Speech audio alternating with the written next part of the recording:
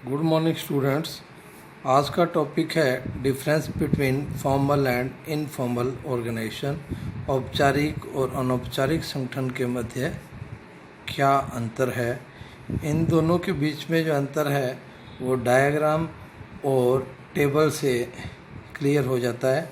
Diagram में general managers के अंतर्गत परचेज, प्रोडक्शन और फाइनेंस मैनेजर आ रहे हैं, और उनके बाद परचेज के बाद मैनेजर के बाद परचेज सुपरिटेंडेंट, प्रोडक्शन मैनेजर के बाद प्रोडक्शन सुपरिटेंडेंट, फाइनेंस मैनेजर के बाद फाइनेंस सुपरिटेंडेंट आते हैं। तो ये जो डॉटेड लाइन है ये हमें इनफॉर्मल ऑर्गेनाइजेशन को दर्शा रही है, और जो डार्क लाइनिंग है वो हमें फॉर्मल ऑर्गेनाइजेशन को दर्शा रही है। इट इज़ क्लियर, ऊपर दिए गए डायग्राम से ये क्लियर है कि एक फॉर्मल ऑर्गेनाइजेशन में जनरल मैनेजर, परचेज सुपरिटेंडेंट वे एक चेन रिलेशनशिप में होते हैं या एक श्रृंखलाबद्ध संबंध में होते हैं। उन्हें कंडक्ट इस प्रकार से व्यवहार करना होता है, उसी चेन के सीमा में रह करके व्यवहार करना होता है। दूसरे शब्दों में एक परचेज सुपरिटेंडेंट को अपने विचार केवल परचेज मैनेजर्स के पास भेजने होते हैं। इसी प्रकार दिस चेन शैल ऑपरेट, इसी प्रकार ये जो श्रृंखला है प्रोडक्शन और फाइनेंस डिपार्टमेंट में भी चलती है। ऑन द कॉन्ट्ररी, इसके विपरीत एक अनौपचारिक संगठन में एक परचेज सुपरिटेंडेंट वो प्रोडक्शन मैनेजर्स के साथ भी बात कर सकता है अपने व्यक्तिगत संबंधों की मजबूती के साथ, और इसी प्रकार एक फाइनेंस सुपरिटेंडेंट वो अपनी समस्या जनरल मैनेजर के पास, फाइनेंस सुपरिटेंडेंट जनरल मैनेजर के पास और परचेज सुपरिटेंडेंट प्रोडक्शन मैनेजर के पास अपनी बात रख सकता है। The difference between the formal, इनका जो डिफरेंस है इसे इस टेबल की सहायता से आसानी से समझा जा सकता है। Basis of difference formal and informal, meaning इसका अर्थ, एक संगठन, ये जो फॉर्मल ऑर्गेनाइजेशन है वो एक अथॉरिटी के एक ढांचे के रूप में इसे बनाया जाता है, इसे हम फॉर्मल ऑर्गेनाइजेशन कहते हैं, और ये आपसी संबंधों से पैदा होता है, इसलिए इसे अनौपचारिक संगठन कहते हैं। ये अपने आप पैदा होता है, अपने आप रूप में आता है, सब रूप लेता है। ओरिजिन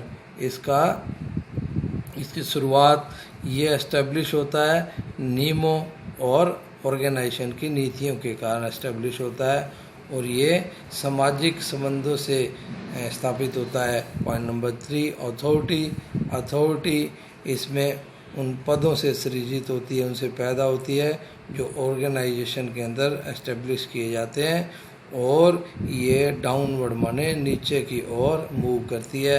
अथॉरिटी इसमें एग्जिस्टेंस में आती है, इंडिविजुअल गुणों से, व्यक्तिगत गुणों से ये एग्जिस्टेंस में आती है, और अथॉरिटी नीचे की ओर चलती है, और यह समतल भी हो सकती है, यानी कि एक जैसे लेवल पर चलने वाली भी हो सकती है।